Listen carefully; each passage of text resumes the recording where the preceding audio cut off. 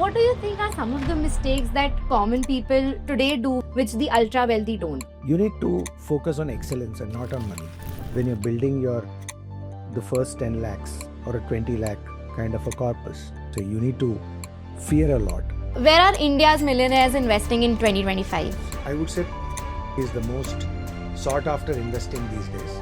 And they are also in a way participating in India's growth. Women or men, who is the better investor? Okay, that's an interesting question. Imagine you are Shah Rukh Khan or Virat Kohli. You have spent decades mastering your craft. In movies, on the field, under the spotlight. Money, you have made a lot of it. But here's the truth. You don't have the time or maybe even the interest to understand the stock market, startups, hedge funds or real estate cycles. So what do? You hand it over to someone else, a family office. These are very discreet financial architects behind the world's richest individuals, quietly multiplying fortunes in the background. Remember, having a super high income does not guarantee wealth building over time. So we asked ourselves, if we want to grow like the ultra wealthy, why not just learn from the people managing their money? For this episode, we sat down with two people who manage the money of billionaires, the likes of Nandan Nilekani and many more. We decided to decode what they do differently, what retail investors and middle class can learn from their investing habits. Because if you want to grow your money like the rich, you need to stop thinking like the rest.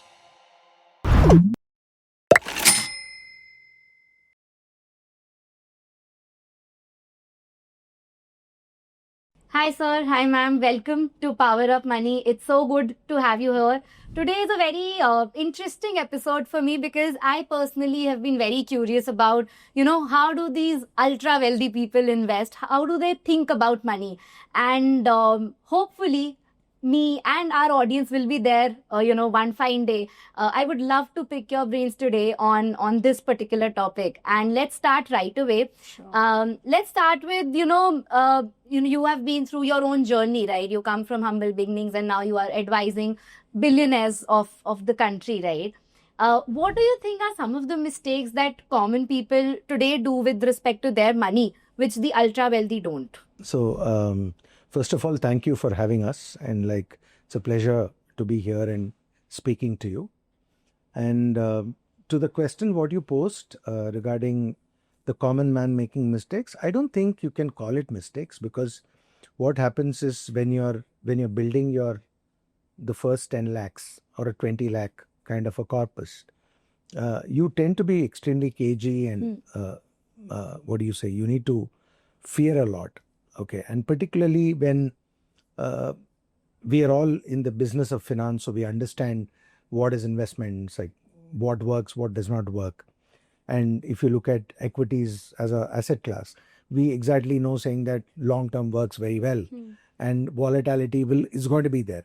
But just imagine somebody who's not exposed to all this.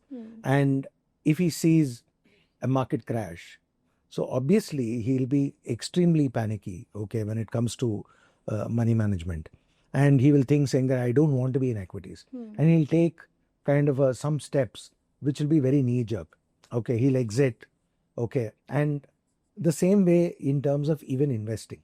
You will see, and there's a very famous saying that when really you feel saying that the market is in the peak, and that's when all the retail investors come into the market. Correct. Okay, typically when the Nifty is just raging up, and you will find saying that the fear of missing out will also, the FOMO factor kicks in, and people come out and saying that, oh, let me also just now put many money, because everyone is talking about investments, everybody is talking about making money, then I should not miss. Absolutely. Okay, that factor is there.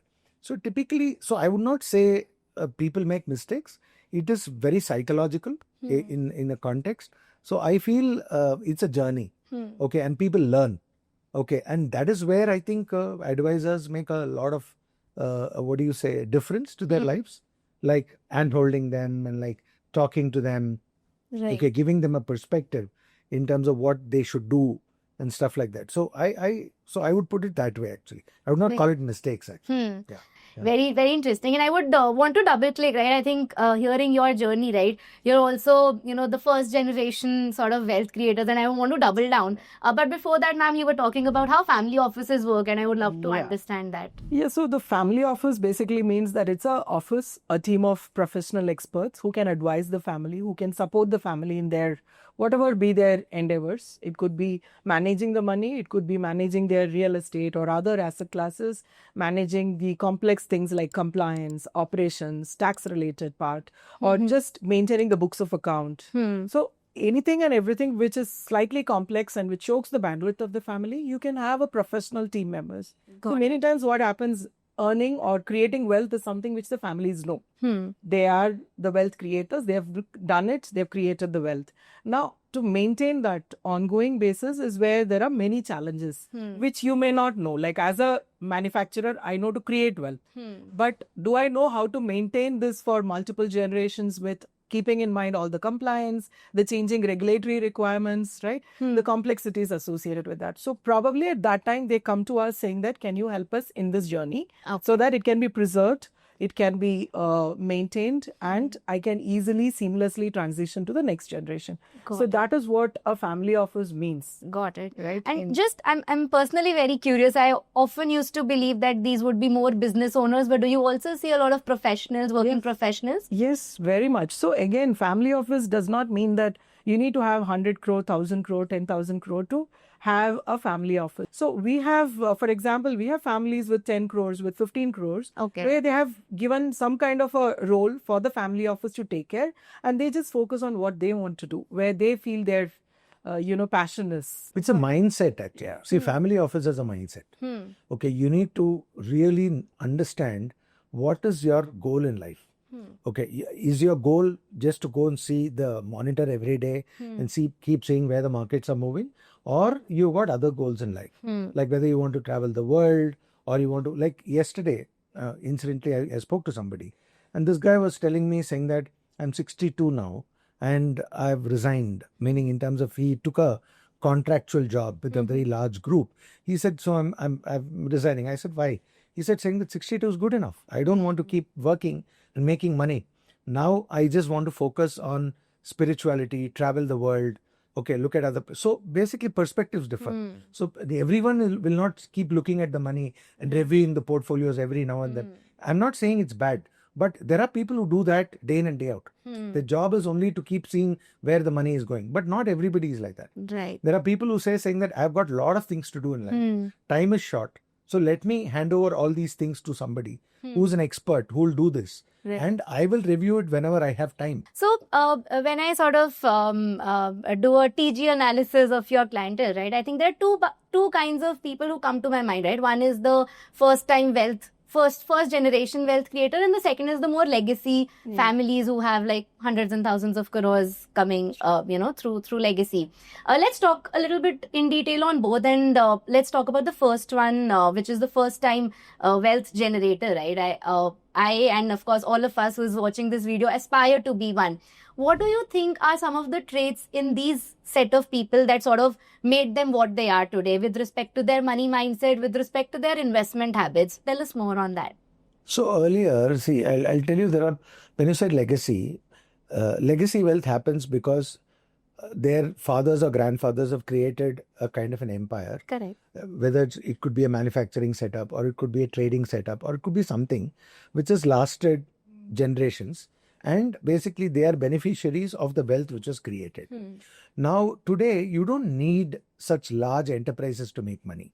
A simple idea can make huge amounts of money. So that is the huge difference between a legacy and a first generation entrepreneur. Like, for example, you see brands like Big Basket. You look at Swiggy, you look at Dunzo, you look at various, opportunities which have been there. Currently, it's an idea. Okay, the idea has taken shape by a young set of people who have come out just from business schools, and they've got a thought saying that, how can I change somebody's life by creating a concept? And they've created huge amount of wealth in a very short period of time. Right. Okay, like for example, Flipkart gave a run for the money for Amazon. for many years and they got acquired later. Yeah. Okay. So the basic differences between legacy and first generation is about the myth that only large enterprises can make money. Okay, that has changed. Okay, number one. Number two is the current generation are risk taking. Like for example, they would have made money from a business which they started, and the next about 5 years, 7 years, they would have made a windfall by selling the company or by making an exit, profitable exit. So the resultant corpus which has come to them, they want to take risk. Okay, they are saying that why don't I support startups? Okay, so I don't mind investing into young minds to create an ecosystem where these guys think better, big, okay, and create a difference to the people. Okay, so the following generation and the third generation, who are youngsters, who are creating the change. Okay. And you see that change happening? Of course it is happening. Of course it is happening. Yeah. Got it. And these people are youngsters. They would have gone to a business school. They would have gone abroad to study. They would have attended various conferences. Okay, there's a lot of peer learning which happens. Okay, there's a lot of conversation which happens, or a round table, or it could be a kind of a YPO. These are places where you get opportunities. They bring in people from various industries, successful entrepreneurs to come and talk. So you get exposure to various things. Right. So they then talk to their fathers and grandfathers and tell them, this is what it is currently. It's not the same what you guys were doing. It's not to blame them. It is basically things are changing.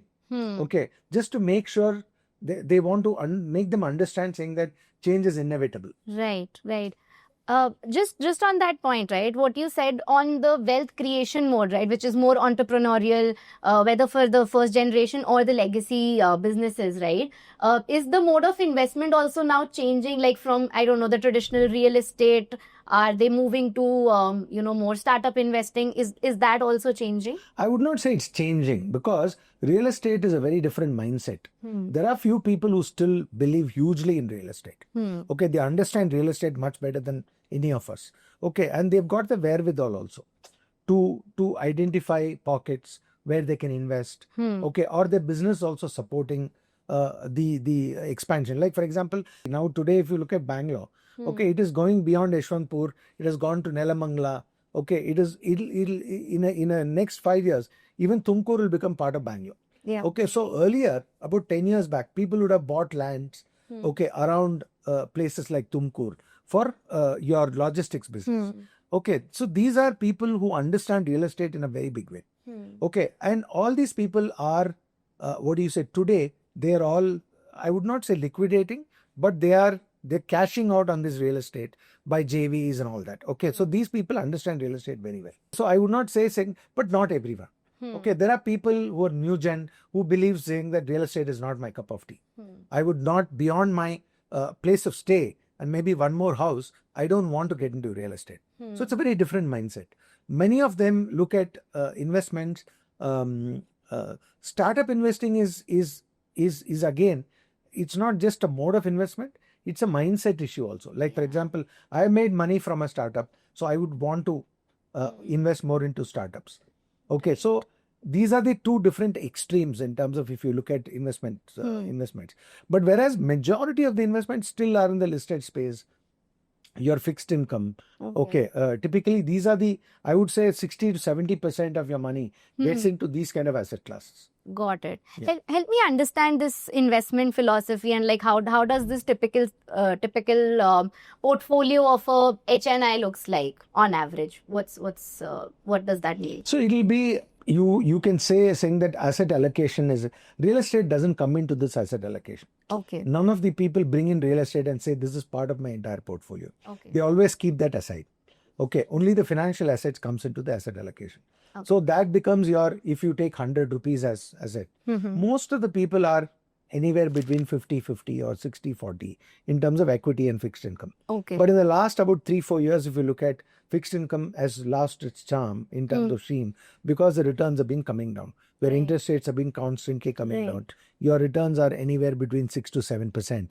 Okay, and the forecast is not so great to the fixed income investments. And So there are people who are looking at in equity as an asset class, which is I would say, a large share of their investments. Okay. And your fixed income gets channelized into little bit of high risk fixed income, high risk debt.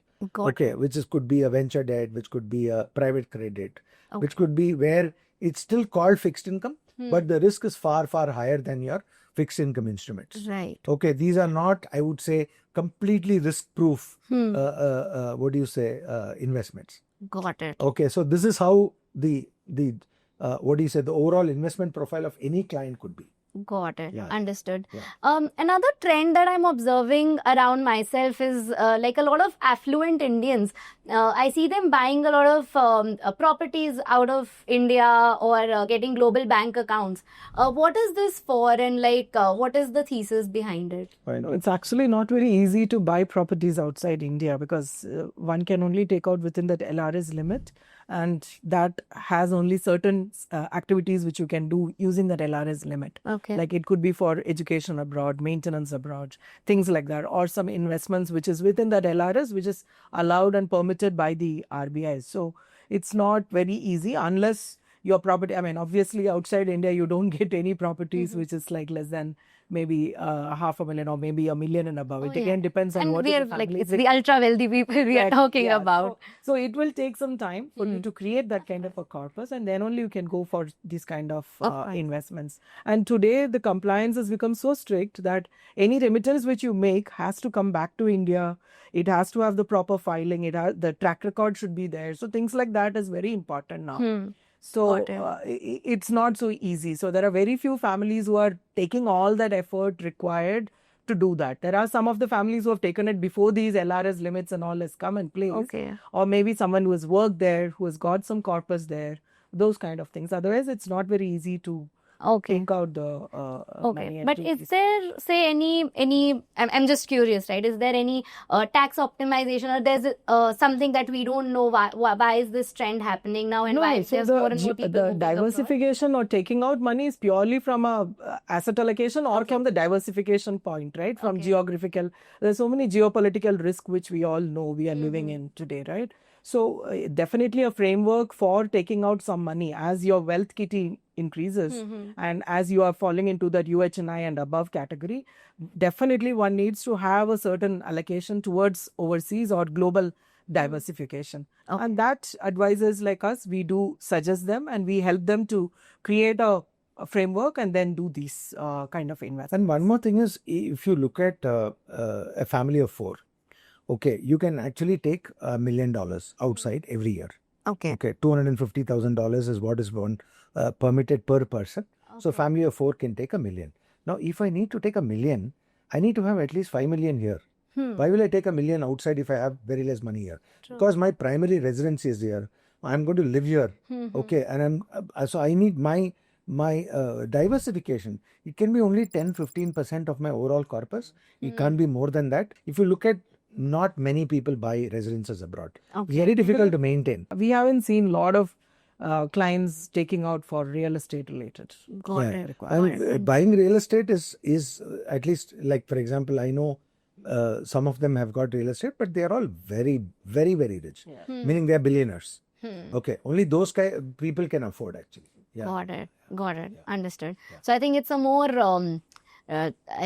conversation of India versus abroad, where to stay, and not really from an investment POV. So one thing which is happening, which is not like ultra high net worth, even the I would say high net worth people, like people who have got a couple of $1 million are looking at, is PRs outside India.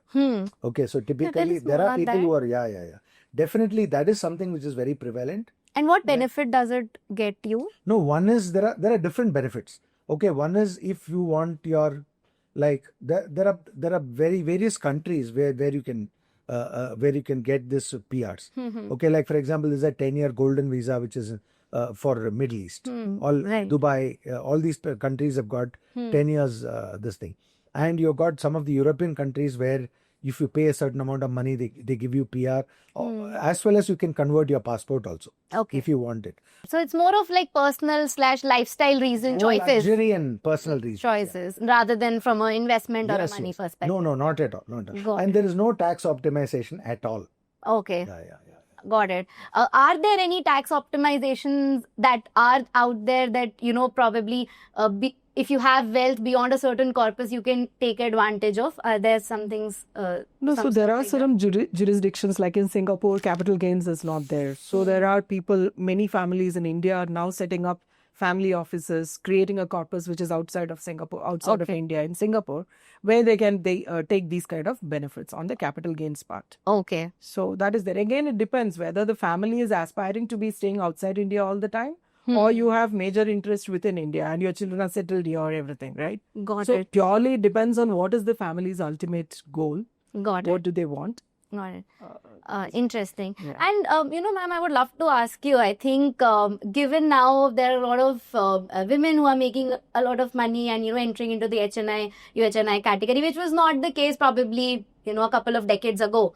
What's been your observation on how women sort of handle their money and are they the key decision makers? Any thoughts on that? Okay, that's an interesting question. So I think the women definitely are taking a huge place now in wealth creation space. Yeah. We know a lot of successful women entrepreneurs today.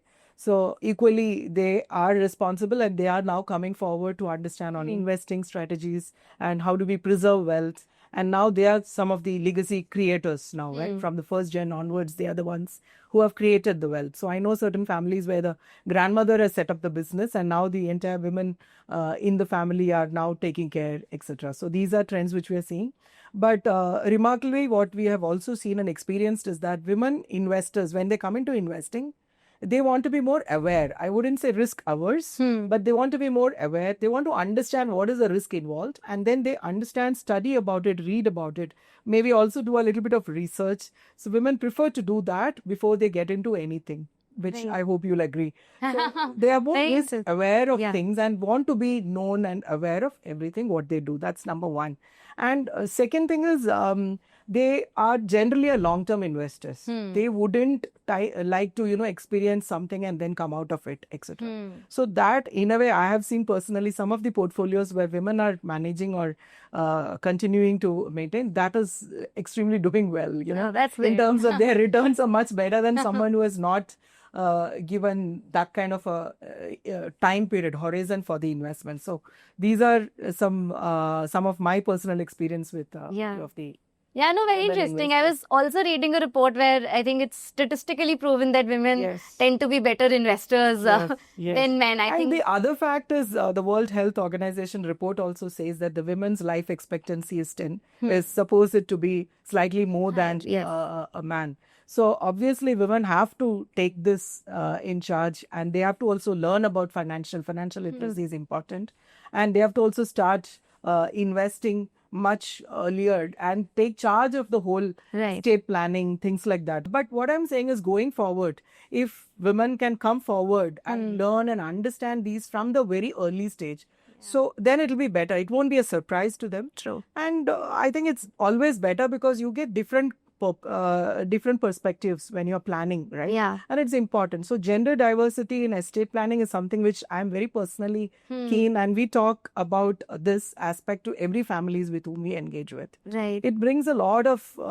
difference, new thought process when we plan for the future. Right. See, ultimately estate planning is having that foresight, having a crystal vision, crystallizing your vision of what it should be or what it could be in future. Yeah. So both the aspects of male and female aspect of it coming into the decision-making process is very important. True. I totally agree. And I think I've been doing these podcasts for like over a year now. I remember, I did a podcast with someone who, because she was so well aware of her finances, she was able to fund her maternity break from her mutual funds. So that's sort of stories that inspire everyone to just know where the money is invested, even though you're not actively handling. I think on that note, right, you have seen wealth journeys of multiple people of different wealth categories, right? HNIs, UHNIs, billionaires, right? What's been a few takeaways that you have drawn from their experiences and applied to your own financial journeys? I'm very curious on that. In terms of what the mentors, what we had, like clients at some point of time, there are certain clients whom you idolize, meaning in terms of they become your mentors and you start following their footsteps in terms of it is knowingly or unknowingly you feel attracted towards some of these people. And typically one is keeping life simple is what we have learned actually. So it's don't complicate your life. What do you say? Keeping your even your money management, anything very simple. Okay. Typically, what happens is when you have too much of money, invariably people tend to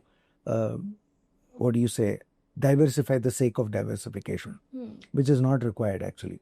Like typically, meeting 100 people and listening to 100 people, giving money to various people. Okay, now it becomes too much of crowd, difficult to manage, and it is not optimizing your returns. It is giving you only headaches and not actually serving the purpose. So simplifying your life is very, very important as the money grows up. Okay, as you get more and more money, you need to keep it very, very simple. Okay, and simplicity, and as a philosophy at Entrust also we believe keeping things simple is what makes you the best money. Okay, number two is money is always means to an end. Okay, so typically it's not the means at all. You can't just be clamoring towards more and more money. You should actually give back to the society. Okay, philanthropy has played a very, very great part in our lives because we are surrounded by, and particularly Bangalore is a place where you find philanthropy at its best. Okay, you have giants in Bangalore, like you have the Premjis, you have the Nilakanis, you have the Kiran Mazumdar Shah. You have like great people who have just contributed and doing a lot of things for giving back to the society in various ways. So somewhere you learn saying that money is just not to hoard. Okay, it is for you're just custodian of the money. Money is not yours. Okay, so tomorrow you will pass off. The money has to go to somebody else. It's transient. Okay, the more and more you think money is mine, you think to hoard and you think to grow that. I'm not saying money you should not grow. You should grow that money basically because it is going to help somebody. Okay, money is not just to be kept and enjoyed by yourself. I'm not saying you should not enjoy it, but you should enjoy it. But at the same time, you should make sure saying that people around you, and there are a lot of not so privileged people around, they should be taken care. Okay, you should make sure saying that you contribute enough. That is what we have learned from the people around us. Yeah, you can add. Yeah, I think over time, advising families with wealth, what I've learned personally is one, of course, is you need to have a process for everything. So that even if you have whatever quantity of money, there has to be a process not just while investing, while also reviewing. You need to have a process, method of when to review, how frequently you want to look at the portfolio, and what are the kind of reports you should look at. That's a must see, and there are some reports which you should read. You can't depend fully on an advisor. There are some things which you yourself would like to see. So these are some things which I've learned, and also that, like you said, I think at the end, there has to be a corpus which is also set towards certain purposes where you want to probably give back over a period of time. So while you make your money grow, there is also a portion which is put to work so that we have an extra money or extra portion which can be given back to the society. Right. And the second point about money that I really liked, and both of you sort of talked about it, is around, giving back and, whether in terms of charity, trust, etc. And we also see a lot of legacy families or in general trusts around us. But they always come with a, certain grey sort of space, right? what is your view on where the charity or trust as a format has been used for certain tax optimizations, etc.? What's your view on that?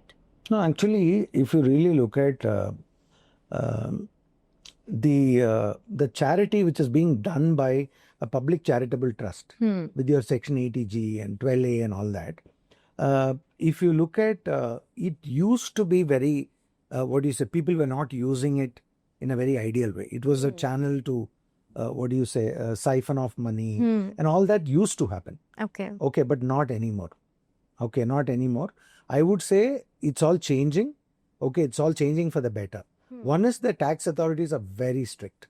Okay, like how do you channelize money? Like typically, I'm saying if you're funding an educational project, okay, people insist and the tax guys insist it has to go directly to the institution, not in the hands of the beneficiary. And tax authorities are making it more and more strict. Okay, when it comes to cost of the usage of funds, and they need even pictures of like what you have done. Like for example, people actually seek proofs. Okay, and every 2-3 years when you're renewing your Section 80G, people ask saying that where this money is being used, please give us proof and all that. So it doesn't happen so easily. They will not renew till such time you are able to convince them that this money is being used properly. Got it. So one sets up the charitable trust for two purposes mainly, right? One is for continuity. I have started a impact creation journey or a philanthropic journey. So I want to have a trust or vehicle so that there is continuity, right? That is one. And secondly, there's a governance process which is supposed to be followed when you form a trust. Okay. And even if my intention is to give, like you said, the intention is right, but I want to do it in the right form of it, right means. So a governance process will be put. So hence, if you have a trust structure, these two are taken care. So that is the main importance. Got it. Yeah. Very interesting and very deep, I would say, takeaways on, the meaning of money. I think really insightful. 2 points that you mentioned, ma'am. The first one was on the reviewing part, right? Just curious, like how often should one review their portfolio? And of course, there's the ultra wealthy, but even for a person like me who is handling my own money, little bit whatever I have, what do you think is the right? The reason I ask this is, it's often said, at least, for smaller ticket size, right? Don't take action too often, like let it compound for long term. No, it depends on the asset class. See, what happens is if it's a mutual fund, I don't think you should look at it at all. Okay, because even for the for everyone. Yeah, anybody for that matter. Like you need to identify while investing, you need to identify the best funds, which is available and for investing. Right. Once it is done, unless there is a huge change, when it, like for example, there could be a fund manager change or there could be a scheme change, meaning in terms of it becomes become a multi-cap instead of a kind of a large cap or something like that. There is a scheme change. You don't need to bother at all. Okay, you don't need to review at all, according to me, because if you don't review, you make a lot of money. Okay, right. To review, you'll get tempted to probably exit and make some changes, which is not required. But whereas if you're investing in stocks, you need to be very, very regular. I feel every 10 days you'll have to look at this because if every 10 days there could be changes in stock prices. Okay, you need to be focused, and there is nothing called long term. Okay, there could be events where the best of the stocks can correct 30%, 40%. You need to be constantly reviewing. But in general, if you look at the funds, okay, whether it's a fixed income mutual fund or it's a, equity mutual fund, I don't think you need to review it maybe once in 6 months just to understand what's happening. And you need, though you don't review, but you need to be aware what's happening. Fair. Okay, you don't need to be reviewing, but you need to be aware what's happening around the market. So a meeting with your advisor is very important, just to understand what's happening, because your advisor is anyway looking at the portfolio. So, I was always curious, right?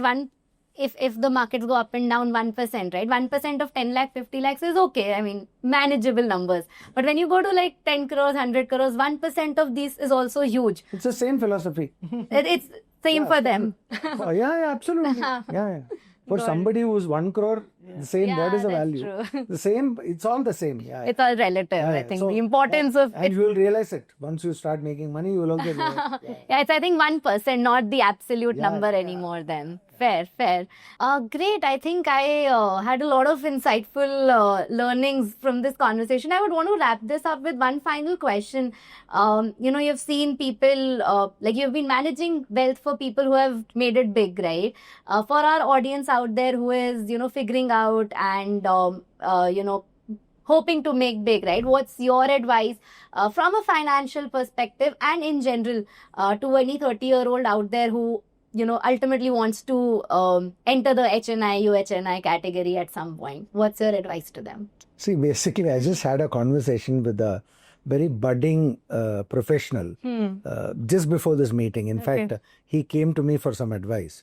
And so he was looking at, so he's a engineer and an MBA, and he is in the space of private equity, and he was getting reasonably decent salary, okay, in terms of he was getting, and he was asking whether I should look for more money because he's going to get married. He says saying that this is not enough. I want to create wealth and all.